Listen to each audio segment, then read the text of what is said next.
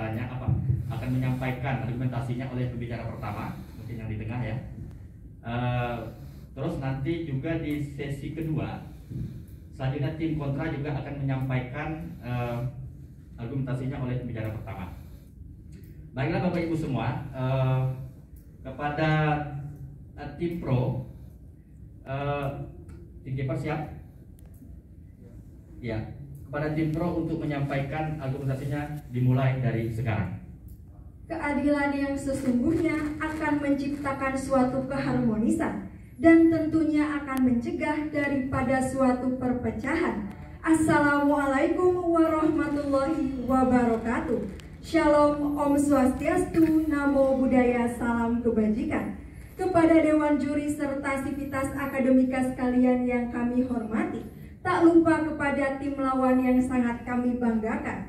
Saya, Vinka Rahmanillah selaku pembicara pertama dari tim pro akan menyampaikan latar belakang juga landasan yuridis dan dilanjutkan kembali oleh pembicara kedua dari tim kami, yaitu Cep Hadad Alwi Mahmuda, yang akan menyampaikan landasan filosofis juga teoritis. Tak lupa akan diperkuat kembali oleh pembicara ketiga dari tim kami, yaitu Izara Aufa Hidayat, yang akan menyampaikan landasan historis juga sosiologis.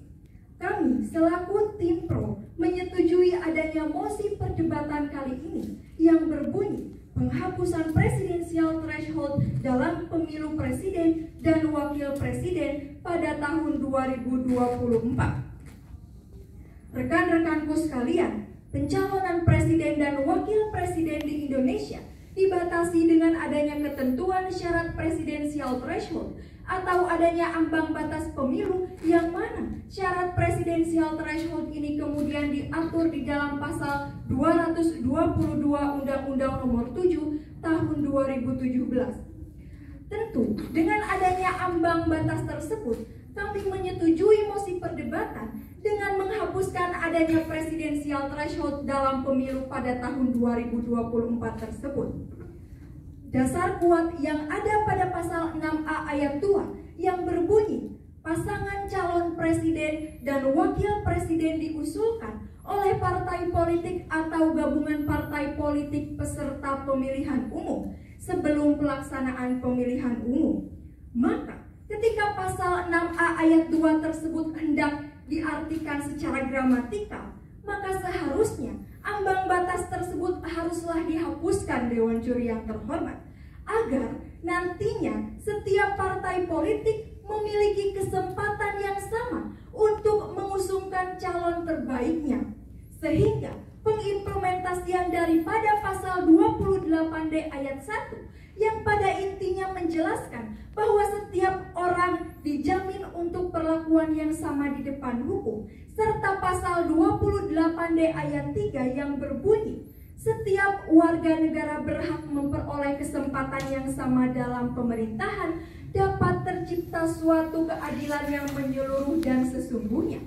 Rekan-rekanku sekalian, karena realitas saat ini mengenai gugatan-gugatan yang terus bermunculan mengenai presidensial threshold kepada Mahkamah Konstitusi telah membuktikan bahwa nyatanya masih banyak masyarakat yang merasa haknya telah tercederai, sehingga yang paling memungkinkan dan sesuai dengan realitas kita saat ini dengan tetap melakukan penghapusan terhadap presidensial threshold dalam pemilihan umum presiden dan wakil presiden pada tahun 2024. Sehingga dapat kita garis bawahi pula bahwa pasal 6A ayat 2 dan pasal 28D ayat 1 juga 3 telah terikat secara sempurna, juga merupakan suatu penegasan dalam konstitusi bahwa ternyata walaupun tidak terdapat persyaratan presidensial threshold telah mampu memberikan keadilan yang lebih nyata, sehingga sejatinya verifikasi yang dilakukan oleh KPU mengenai partai politik tanpa adanya presidensial threshold sudah cukup dan dianggap lebih tepat. Lalu, ketika fakta menyebutkan bahwa Indonesia merupakan satu-satunya negara di Asia yang menerapkan ambang batas tertinggi sebesar 20%, sudah barang tentu nyatanya banyak negara-negara yang tidak menganggap bahwa presidensial threshold ini merupakan cara yang relevan ataupun efektif. Sehingga dengan pertimbangan-pertimbangan tersebut dan tentunya pertimbangan lainnya yang akan disampaikan oleh pembicara kedua dan juga ketiga dari tim kami, secara lugas kami nyatakan tetap teguh dengan pendirian menyetujui mosi perdebatan kita kali ini. Sekian dan terima kasih. Ya, sudah dipaparkan. Kita boleh hapus dulu untuk tim pro. Waktunya pas ya, hampir 5 menit. Selanjutnya sesi kedua, pemaparan dari tim kontra. Waktunya 5 menit, dimulai dari sekarang. Berangkat dari putusan Mahkamah Konstitusi terkait pengujian presidensial threshold, yang pada intinya Mahkamah Konstitusi menyatakan pengaturan presidensial threshold adalah open legal policy atau kebijakan hukum terbuka, sehingga kebijakan tersebut diberikan kepada pembentuk undang-undang yang dalam hal ini adalah Dewan Perwakilan Rakyat. Dewan Juri yang terhormat, sampai saat ini mayoritas anggota parlemen masih menghendaki adanya presidensial threshold, yang mana Undang-Undang Nomor 7 Tahun 2017 tentang Pemilu telah dikeluarkan dari prolegnas. Hal inilah yang menutup ruang untuk merevisi Undang-Undang Pemilu. Lantas, pertanyaan kami sederhana, Dewan Juri yang terhormat. Mekanisme seperti apa yang diusung rekan-rekanku dari tim pro untuk menghapuskan presidensial threshold dalam pemilu presiden dan wakil presiden tahun 2024? Assalamualaikum, Shalom Om Swastiastu, Namo Buddhaya, dan salam sejahtera bagi kita semua. Dewan Juri yang terhormat, pemerhati hukum yang budiman, serta tidak lupa rekan-rekanku dari tim pro yang kami banggakan. Perkenalkan, saya Frida Pramadita selaku pembicara pertama yang akan mendudukan mosi perdebatan kali ini. Selanjutnya pembicara kedua kami Mila Rahayuningsi dan Seto Ferdiantoro selaku pembicara ketiga. Secara definitif, presidensial threshold menurut Sigit Pamungkas, pendiri dan peneliti senior di Network for Democracy and Electoral Integrity, dalam bukunya Perihal Pemilu mendefinisikan presidensial threshold adalah pengaturan tingkat ambang batas dukungan dari DPR, baik dalam bentuk perolehan suara atau jumlah perolehan kursi yang harus diperoleh partai politik peserta pemilu agar dapat mencalonkan presiden dari partai politik tersebut atau gabungan dari partai politik. Dewan Juri yang terhormat, ambang batas pencalonan presiden termaktub dalam pasal 222 Undang-Undang Pemilu yang menyatakan bahwasannya partai politik atau gabungan partai politik harus mengantongi 20% kursi DPR atau 25% suara sah nasional untuk bisa mengusung calon presiden dan calon wakil presiden. Terdapat 3 argumentasi utama yang menjadi alasan kami ingin menghapuskan presidensial threshold dalam pemilu 2024. Yang pertama adalah Mahkamah Konstitusi sebagai the guardian of constitution and the House of Interpreter telah menegaskan, dan dapat kita lihat bahwa penghapusan presidensial threshold bukanlah isu baru pun terkait pengujian presidensial threshold yang telah diuji 14 kali, dan Mahkamah Konstitusi tetap teguh pada pendiriannya untuk menolak permohonan pemohon untuk menghapus presidensial threshold. Lalu yang kedua, penyelenggaraan presidensial threshold tidak bertentangan dengan konstitusi. Mantan Wakil Mahkamah Konstitusi Dr. Haryono menyatakan bahwa salah satu fungsi penyelenggaraan pemilu adalah membuat ambang batas di seluruh lini politik, yang salah satunya adalah adanya presidensial threshold, yang mana penerapan presidensial threshold akan memberikan hak yang berbeda antar partai politik berdasarkan perolehan suara sebagaimana termaktub dalam pasal 8 ayat 3 Undang-Undang Dasar Negara Republik Indonesia tahun 1945. Dengan demikian, memberi hak politik secara berbeda pada partai politik pencalonan presiden dan wakil presiden tidak melanggar konstitusi. Karena memang dalam proses pemilu yang ingin didapatkan adalah jumlah suara yang didapatkan partai politik peserta pemilu. Lalu urgensi yang ketiga adalah penguatan sistem presidensial merupakan melalui penyederhanaan partai politik bertujuan untuk menciptakan pemerintahan yang baik dan tidak menciptakan pemerintahan yang berjalan kesulitan dalam mengambil kebijakan dengan lembaga legislatif. Argumentasi tersebut diperkuat oleh Lutfi Ansori dalam penelitian yuridisnya yang berjudul Telaah Presidential Threshold dalam Pemilu Serentak 2024 yang menegaskan kelebihan dari Presidential Threshold yang pertama adalah dapat memunculkan figur presiden dan wapres yang kuat, lalu Presidential Threshold dapat melahirkan koalisi untuk memperkuat pelaksanaan pemerintahan, dan Presidential Threshold akan menyederhanakan sistem kepartean. Dewan Juri yang terhormat, penghapusan Presidential Threshold akan membuat parlemen cenderung dominan. Hal ini akan menyebabkan ketidakseimbangan dalam pemerintahan. Padahal jika kita berkaca pada teori pemisahan kekuasaan oleh John Locke, bahwa setiap kekuasaan memiliki kekuatannya masing-masing berdasarkan fungsi dan tugasnya, maka berdasarkan hal tersebutlah Dewan Juri yang terhormat, kami sekali lagi bertahan pada posisi untuk menggunakan Presidential Threshold pada pemilu presiden dan wakil presiden 2024 dan menolak mosi perdebatan kali ini. Sekian dan terima kasih. Ya, terima kasih kepada tim kontra yang sudah memaparkan argumentasinya. Kita beri aplaus untuk tim kontra. Oke, Bapak Ibu semua Dewan Juri, kita beri aplaus sekali lagi untuk kedua tim pro dan kontra yang sudah menyampaikan sesi babak pertama ya. Selanjutnya Bapak Ibu semua, para Dewan Juri saya hormati dan para peserta debat yang saya banggakan, kita akan memasuki di babak yang kedua. Di babak yang kedua ini ada 4 sesi, saya akan bacakan sebelum pertandingan. Sesi pertama nanti pembicara kedua tim pro akan menyampaikan bidasan atas argumentasi pembuka dari tim kontra. Tim kontra melakukan instruksi pada menit kedua dan keempat. Jadi nanti timernya dilihat pada menit kedua dan keempat, maka tim yang akan melakukan instruksi diberikan waktu pada menit kedua dan keempat. Waktunya 30 detik ya. Jadi tidak mengurangi alokasi waktu penyampaian bidasan. Instruksi hanya dapat dilakukan maksimal 3 kali, jadi paling banyak 3 kali ya, selama tim kontra memberikan argumentasi di bidasan ini. Terus apakah tim kiper sudah menyiapkan? Oke.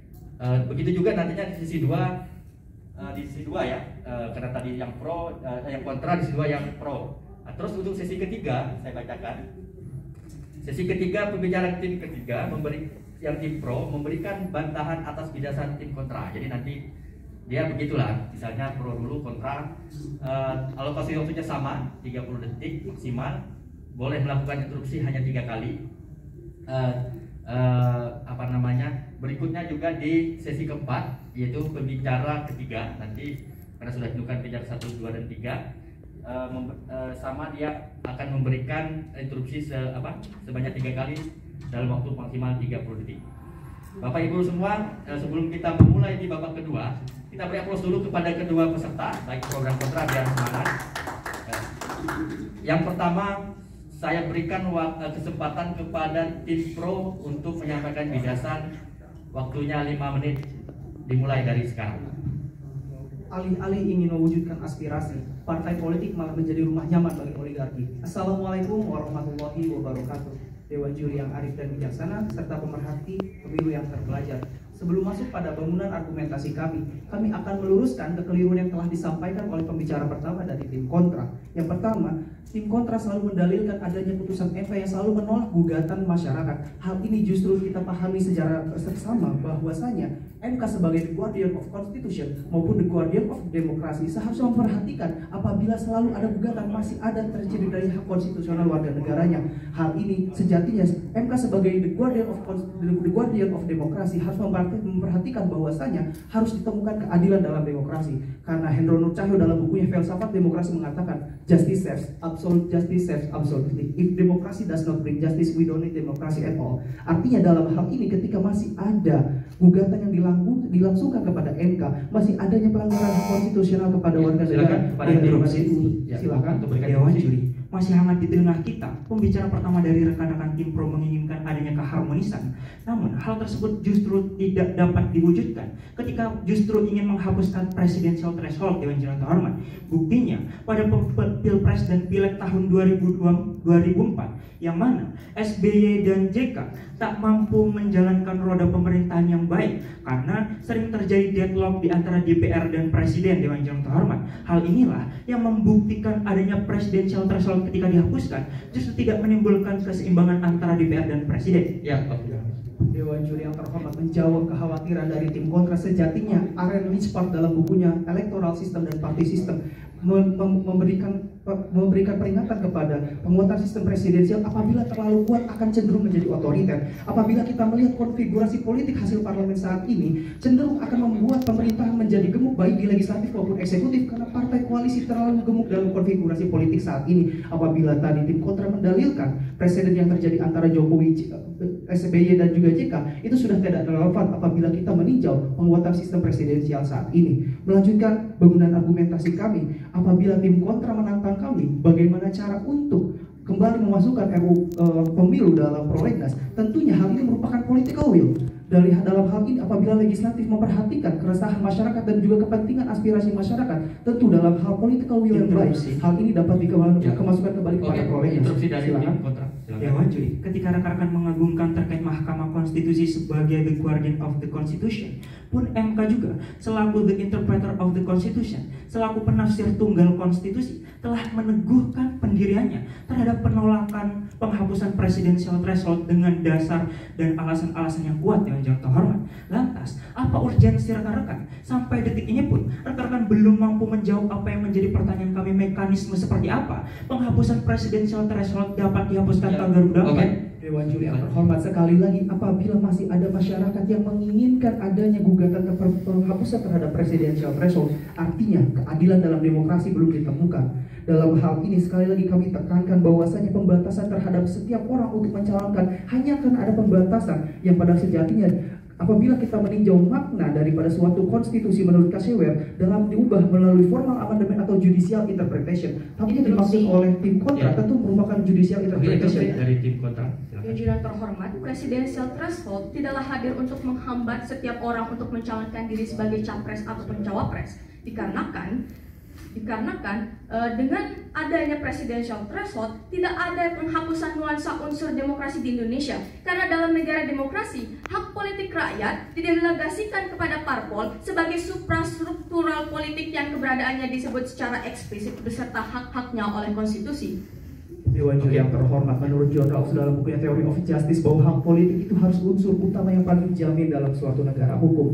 Dalam hal ini pembatasan terhadap setiap warga negara harus bergabung dalam partai politik atau gabungan partai politik untuk memenuhi ambang batas presiden tentu merupakan suatu pembatasan. Amerika Serikat sebagai negara paling demokratis saat yang seperti harus kita tinjau tidak memberlakukan adanya presidensial threshold. Kemudian kami juga tidak menyetujui dengan adanya penguatan sistem presidensial seperti yang telah kami tekankan sebelumnya. Menurut Aaron Lispard tadi, apabila sistem presidensial terlalu kuat akan cenderung membawa otoritarianisme dalam suatu negara. Kemudian juga apabila tim kontra mendalilkan bahwa adanya presidensial threshold itu merupakan bentuk penyederhanaan partai, merupakan suatu kekeliruan. Seperti yang disampaikan oleh Zainal Arifin Mohtar, apabila adanya dalil terhadap penyederhanaan partai dengan adanya ambang batas berdasarkan suara hasil parlemen itu merupakan tidak kesesuaian, karena pada dasarnya penyederhanaan partai hanya bisa dilakukan melalui parliamentary threshold, bukan presidential threshold. Kemudian kita berbicara soal konfigurasi politik saat ini, hanya partai koalisi lah yang akan memenuhi parlemen. Dengan demikian apabila kita menganggap bahwa sistem presidensial yang hari ini diagung-agungkan oleh tim kontra justru akan cenderung, sekali lagi akan cenderung bukannya mengharmoniskan tapi justru malah memunculkan suatu otoritarianisme dalam pemerintahan, karena hari ini terjadi komunikasi yang sangat baik dan juga perselingkuhan yang baik antara eksekutif dan juga legislatif. Melanjutkan bangunan argumentasi kami sebelumnya, pada ungkapan kami sebelumnya, bangunan argumentasi sejatinya berkaitan dengan ungkapan sebelumnya, partai politik harus mampu berupaya mewujudkan salah satu tujuan negara, yakni mencerdaskan kehidupan bangsa. Dalam hal bernegara, salah satunya dengan membentuk regenerasi kader-kader yang berkualitas, memiliki gagasan baru serta visioner, membangun bangsa dan juga negara, sehingga rakyat dapat memilih calon-calon secara objektif. Tentu hal ini dapat tercapai melalui penghapusan presidensial threshold dalam Pilpres tahun 2024. Maka dengan demikian, Setiap partai politik dapat berupaya mencerdaskan kehidupan bangsa dengan melahirkan dan mengusung kader-kadernya yang berkualitas, memiliki gagasan baru, serta memiliki kepentingan setiap masyarakat. Kemudian, menguatkan bangunan argumentasi kami pula, secara filosofis, hak untuk memperoleh kesempatan yang sama di dalam pemerintahan merupakan amanah dalam nilai sila kedua Pancasila. Profesor Darji Darmudi Harjo dalam bukunya Santiaji Pancasila mengatakan bahwa memperoleh kesempatan yang sama dalam pemerintahan harus diimplementasikan dalam Indonesia sebagai negara hukum yang dalam hal ini demokrasi. Waktunya sudah habis. Sekian dan terima kasih. Kita beri aplaus dulu kepada tim pro yang sudah menyampaikan gagasan di sesi yang pertama. Kita beri juga aplaus kepada tim kontra untuk sebelum memulai sesi kedua. Beri aplaus dulu kepada tim kontra biar agak semangat. Kepada tim kontra sama peraturannya seperti tadi, waktunya 5 menit. Nanti disampaikan 3 kali instruksi, maksimal instruksi 30 detik. Kepada tim kontra untuk menyampaikan dasarnya dimulai dari sekarang.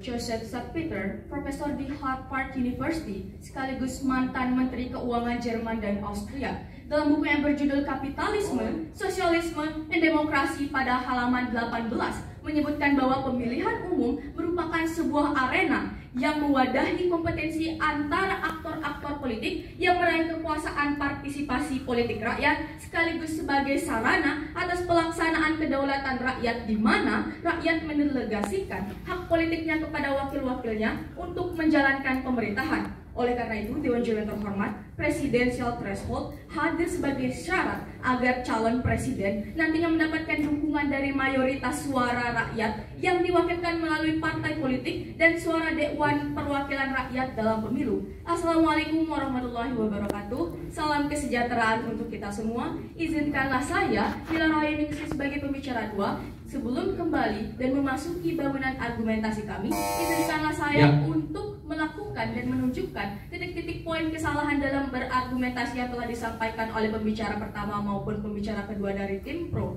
Bahwasanya Dewan Juri yang terhormat, presidensial threshold tidaklah hadir untuk menghambat setiap orang untuk mencalonkan diri sebagai capres atau cawapres, serta tidak pula untuk menghapuskan nuansa unsur demokrasi di Indonesia, karena dalam negara demokrasi, hak politik rakyat didelegasikan kepada partai politik sebagai suprastruktural politik yang keberadaannya disebut secara eksplisit beserta hak-haknya oleh konstitusi. Memasuki bangunan argumentasi kami, mengutip pendapat dari Dr. Haryono, mantan Wakil Ketua Mahkamah Konstitusi dalam putusan Mahkamah Konstitusi nomor 44 tahun 2017 halaman 52. Silakan instruksi dari Dewan Juri yang terhormat, bagaimana keadilan dalam demokrasi itu dapat dijamin apabila sekali lagi suara rakyat hanya dapat diakomodasi oleh partai politik? Bagaimana partai politik yang senyatanya tidak cukup mampu untuk mencapai ambang batas, padahal sejatinya memiliki seorang yang diingini oleh rakyat ataupun memiliki calon pemimpin yang berkualitas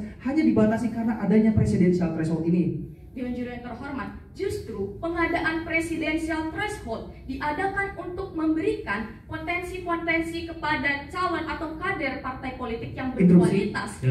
Dewan Juri yang terhormat, ini terbukti dari Pilpres 2014 maupun 2019 hanya ada 2 pasangan calon yang lagi-lagi ini justru nanti akan menjadi polarisasi politik di masyarakat. Ini dibuktikan dengan adanya disintegrasi bangsa karena masing-masing pendukung dari polarisasi tersebut melakukan kriminalitas. Salah satunya terjadi di Madura yang adanya pembunuhan terhadap salah satu pendukung pasangan calon oleh pendukung pasangan calon lainnya.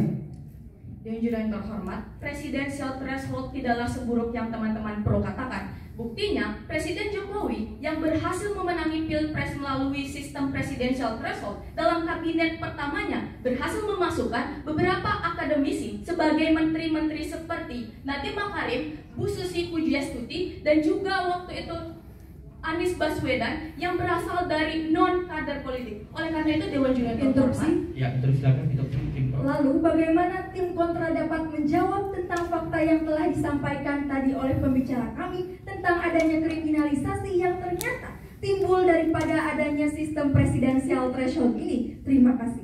Ya, Yang terhormat, presidensial threshold digunakan untuk mengatur sistem pencalonan presiden ataupun wakil presiden secara internal. Maka Dewan Juri yang terhormat, kembali ke bangunan argumentasi kami. Bila ketakutan teman-teman tim pro mengadakan bahwasanya ketiadaan hak dalam pemerintahan, mari kita kembali lagi kepada pendapat Dr. Haryono dalam putusan Mahkamah Konstitusi nomor 44 tahun 2017 halaman 52 yang menguraikan bahwa dalam berdemokrasi persamaan hak antar pemilik suara adalah mutlak, tetapi persamaan hak politik antar partai politik adalah hal yang tidak tepat. Di mana karena pemilu dilakukan untuk menentukan partai mana yang menjadi pemenang, sehingga menyamakan hak partai yang memiliki suara besar dengan parpol yang memiliki pendukung yang sedikit adalah hal yang tidak tepat, karena pemilu memang bermaksud untuk berkompetisi mendapatkan suara. Perbedaan inilah yang menjadi salah satu amanat dari pasal 8 ayat 3 konstitusi kita yang jelas telah memberikan hak yang beda antar parpol dan juga parpol yang tidak memiliki suara yang besar. Oleh karena itu, Dewan Juri yang terhormat, kemudian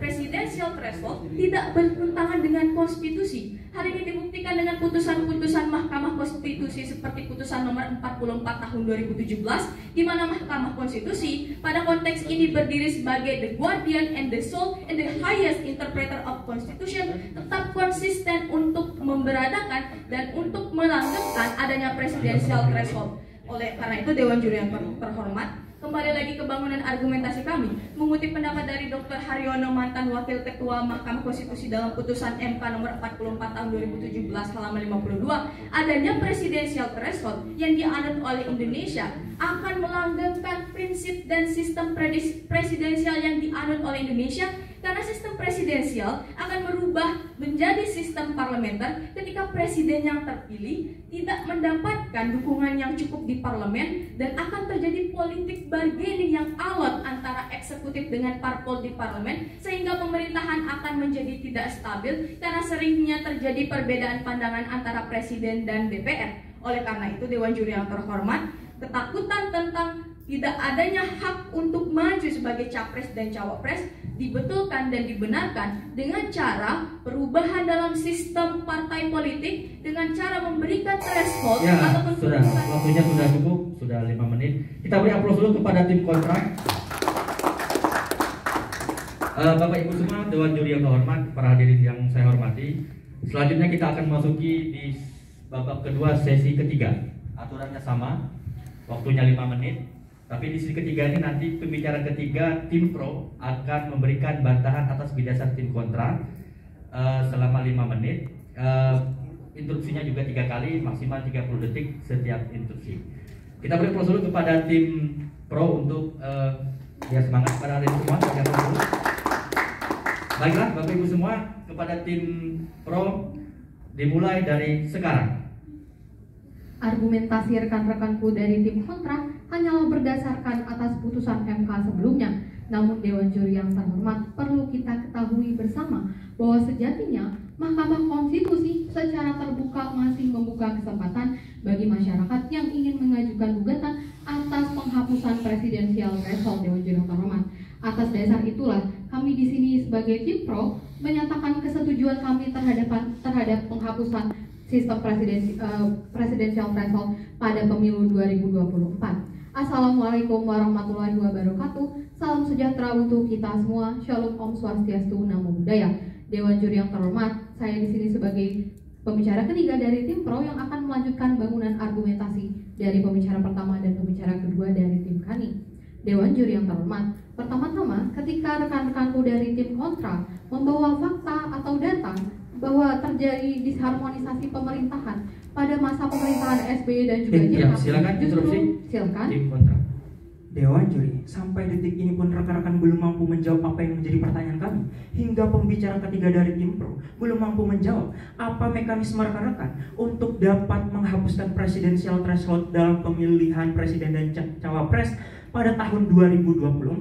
Hal inilah yang belum mampu, sehingga rekan-rekan hadir dengan solusi yang belum matang. Dengan Juri yang terhormat pun terkait DPR mengeluarkan RUU Pemilu dari prolegnas sejatinya menutup ruang dengan adanya penghapusan presidensial threshold. Disinilah kami hadir untuk menunjukkan bahwa betapa banyaknya masyarakat yang masih menginginkan akan penghapusan presidensial threshold pada pemilihan presiden tahun 2024, dan berdasarkan political will maka nantinya perubahan atau revisi terhadap undang-undang pemilu pastinya dapat dilakukan. melanjutkan bangunan argumentasi kami bahwa ketika rekan-rekanku dari tim kontra Dewan Juri, masih hangat di telinga kita. Rekan-rekan mendasarkan terhadap adanya political will.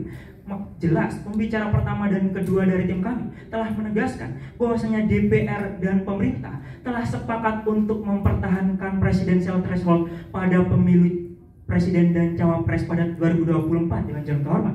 Sampai detik ini pun, rekan-rekan belum mampu menjawab apa yang menjadi pertanyaan kami. Dewan Juri yang terhormat, melanjutkan bangunan argumentasi kami bahwasanya data yang dibawa oleh rekanku tim kontra terjadinya disharmonisasi pada pemerintahan SBY dan juga JK. Hal ini sesungguhnya justru menggugurkan argumentasi dari tim kontra sendiri yang mendalihkan bahwasanya dipertahankannya presidensial threshold adalah untuk penguatan sistem presidensial, karena perlu kita ketahui bersama bahwa presidensial threshold ini sudah ada sejak pemilihan presiden dan wakil presiden yang pertama, yakni tahun 2004. Melanjutkan bangunan argumentasi kami bahwa jika kita tinjau dari perspektif historis, presidensial threshold di Indonesia mulai diberlakukan sejak tahun 2004 maksud kami, yakni pada pemilihan presiden dan juga wakil presiden pertama secara langsung oleh rakyat, di mana pada waktu itu presidensial threshold yang diberlakukan sebesar 15% dari kursi DPR atau 20% dari perolehan suara sah secara nasional. Kemudian pada Pilpres 2009, berdasarkan Undang-Undang Pemilu tahun 2008, ambang batas tersebut dinaikkan menjadi 20% dari jumlah kursi DPR atau 25% dari perolehan suara sah secara nasional. Dalam perkembangannya, penghapusan presidensial threshold terus menjadi keinginan yang tidak kunjung tercapai. Hal ini ditandai dengan fakta bahwa setiap tahunnya masih ada gugatan yang masuk ke Mahkamah Konstitusi, yakni lebih dari 13 gugatan ke Mahkamah Konstitusi untuk penghapusan presidensial threshold. Hal ini menunjukkan betapa banyaknya masyarakat yang merasa dirugikan hak konstitusionalnya oleh karena pemberlakuan presidensial threshold, sehingga sudah saatnya kita untuk membuka mata akan hal tersebut. Dewan Juri yang terhormat, kemudian dampak sosiologis yang akan timbul, dampak negatif dari dipertahankannya presidensial threshold adalah yang pertama, bahwa presidensial threshold menciptakan polarisasi di masyarakat. Masih segar di ingatan kita pemilihan presiden tahun 2014 dan juga tahun 2019 yang hanya menghadirkan dua pasangan calon presiden telah terbukti menghadirkan politik identitas sebaran hoax. Silakan. Dewan Juri, argumentasi rekan-rekan yang mana rekan-rekan mendasarkan banyak negara yang tidak menggunakan presidensial threshold. Pertanyaan kami sederhana, negara mana rekan-rekan? Pun rekan-rekan mencontohkan negara Amerika, sejatinya hal tersebut tidak relevan Dewan Juri yang terhormat, karena perbedaan kondisi politik dan sosial politik Indonesia dan Amerika justru berbeda. Hal tersebutlah yang merupakan studi komparatif yang tidak tepat yang dilakukan oleh rekan-rekan tim pro Dewan Juri. Tentu saja ketika kami membandingkan negara Indonesia dengan Amerika Serikat berdasarkan prinsip demokrasi Dewan Juri yang terhormat, di mana di negara Amerika Serikat tidak pernah diberlakukan ambang batas pencalonan presiden. Bahkan pada tahun 2016, selain Partai Demokrat dan juga Partai Republik, banyak pula partai kecil lainnya yang mengusung calon presiden dan juga wakil presiden, seperti contohnya Gary Johnson dan juga Bill Weld dari Partai Liberal, Jill Stein dan juga Ajamu Baraka dari Partai Hijau, bahkan kandidat-kandidat lain yang maju secara perseorangan. Melanjutkan bangunan argumentasi kami bahwa polarisasi yang dihadirkan akibat dari presidensial threshold telah nyata Dewan Juri yang terhormat, karena hingga berakibat jatuhnya korban jiwa. Pada tahun 2018 di Madura pada tanggal 23 November terjadi pembunuhan senjata api yang berawal dari cekcok di media sosial karena perbedaan pilihan dari presiden dan juga wakil presiden. Kemudian pada tanggal 21 sampai 23 Mei 2019 di Jakarta terjadi kasus kerusuhan yang total korbannya berjumlah 893 orang, di mana 9 diantaranya meninggal dunia. Kasus-kasus nyata seperti inilah yang harus kita perhatikan dan membuat kita untuk mengevaluasi bahwa diberlakukannya presidensial threshold ini telah nyata menyebabkan disintegrasi bangsa Dewan Juri yang terhormat. Untuk itulah kami di sini hadir membawakan solusi yang sangat solutif untuk menghapuskan presidensial threshold. Oke, waktunya sudah habis. Kita beri aplaus dulu untuk tim pro. Oke, Bapak Ibu semua, para hadirin Dewan Juri terhormat, peserta yang saya banggakan. Sekarang kita memasuki sesi keempat di babak kedua. Aturan sama ya. Kali ini giliran tim kontra untuk pembicaraan yang ketiga. Waktu dimulai dari sekarang. Berangkat berangkat dari pernyataan pakar HTN Fakultas Hukum UNS Surakarta, Dr. Agus Riwanto menyatakan, presidensial threshold bukanlah masalah konstitusi, sehingga tidak tepat apabila partai politik yang berencana mengajukan judicial review kembali untuk menggugat pasal 222 Undang-Undang Nomor 7 Tahun 2017 tentang Pemilihan Umum, dikarenakan presidensial threshold merupakan tata cara pemilihan presiden dan wakil presiden yang merupakan aturan turunan dari pasal 6A ayat 2 Undang-Undang Dasar NRI 1945. Assalamualaikum, salam sejahtera bagi kita semua. Dewan Juri, apabila kita membaca putusan MK menyatakan bahwa presidential threshold bukanlah persoalan konstitusional, melainkan open legal policy. Hal ini selaras dengan pendapat pakar HTN Profesor Muhammad Fauzan, Guru Besar Fakultas Hukum Universitas Jenderal Sudirman, yang menyatakan ambang batas pencalonan presiden dan wakil presiden atau presidential threshold telah sesuai dengan Undang-Undang Dasar 1945. Dewan Juri, apabila para pemohon kembali mengajukan judicial review terhadap presidential threshold, silakan. Dewan Juri yang terhormat, apabila tim kontra mendalilkan ini bukan masalah konstitusi, tapi sejatinya tim kontra terus mendalilkan terkait dengan putusan-putusan Mahkamah Konstitusi.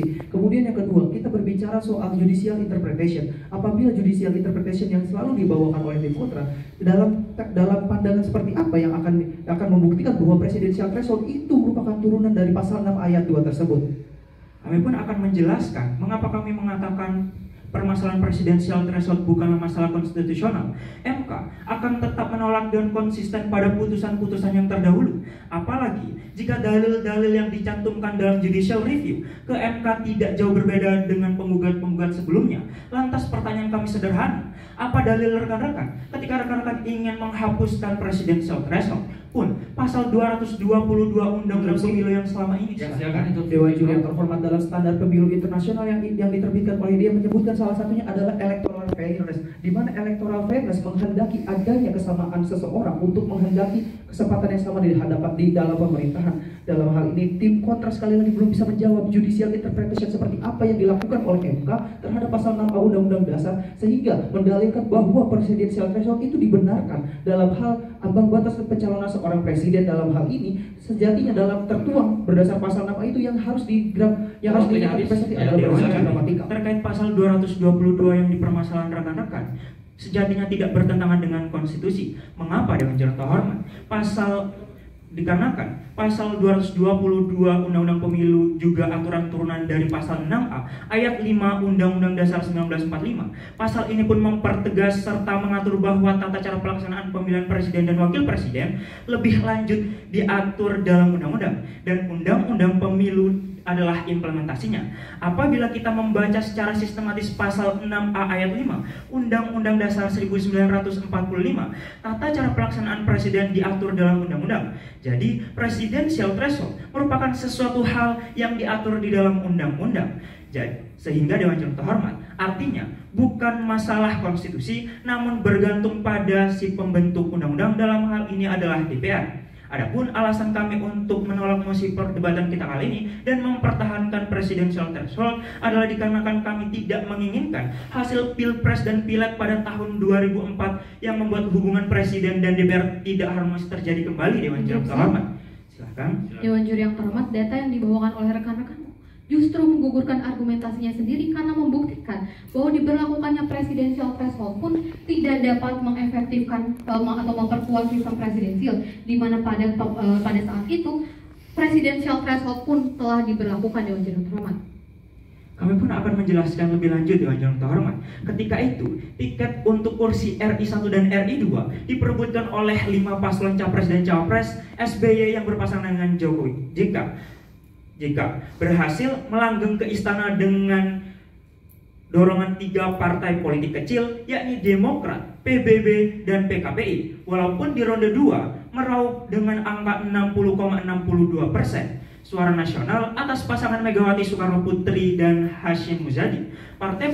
Partai politik pengusung SBY JK tak memiliki taji di DPR, sehingga terjadi dinamika yang tidak baik dan tidak sehat Dewan Juri terhormat dengan parlemen, yang membuat pemerintahan SBY JK ketika itu limbung dan sering terjadi deadlock antara Presiden dan DPR. Hal inilah yang tidak kami inginkan. Ketika rekan-rekan menginginkan adanya penghapusan presidensial threshold, Dewan Juri yang terhormat, pun sampai detik ini rekan-rekan belum mampu menjawab apa mekanisme rekan-rekan ketika rekan-rekan ingin menghapuskan presidensial threshold untuk pencalonan presiden dan wapres pada tahun 2024, Dewan Juri yang terhormat.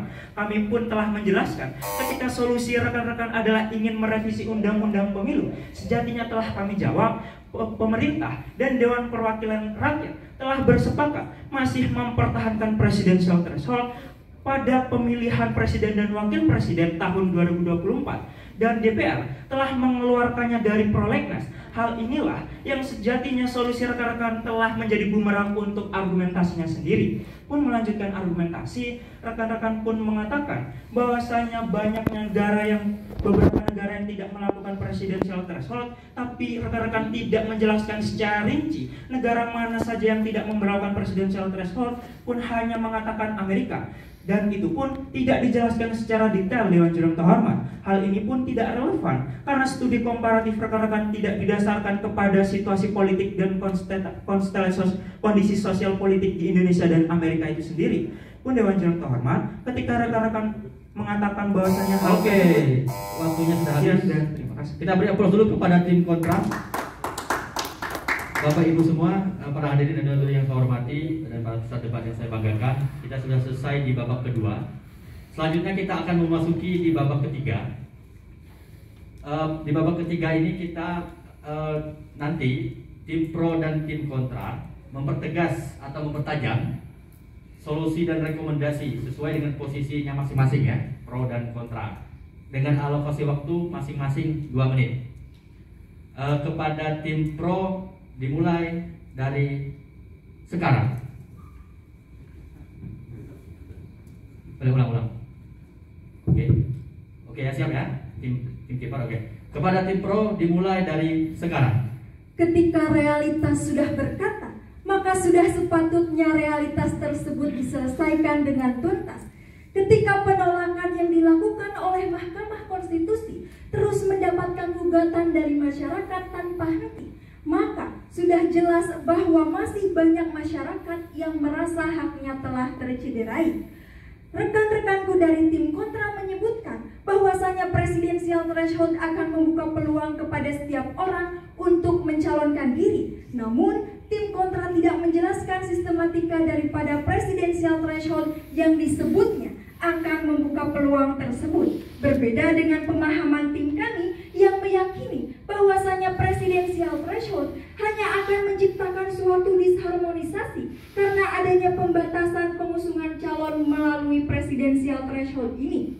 Lalu, tim kontra pun tidak mampu menjawab mengenai banyaknya kriminalisasi yang timbul dari diadakannya presidensial threshold, menandakan bahwa ternyata perlu pemahaman yang lebih dalam ketika hendak diadakannya presidensial threshold ini.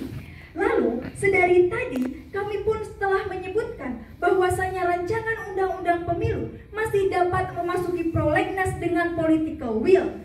Lalu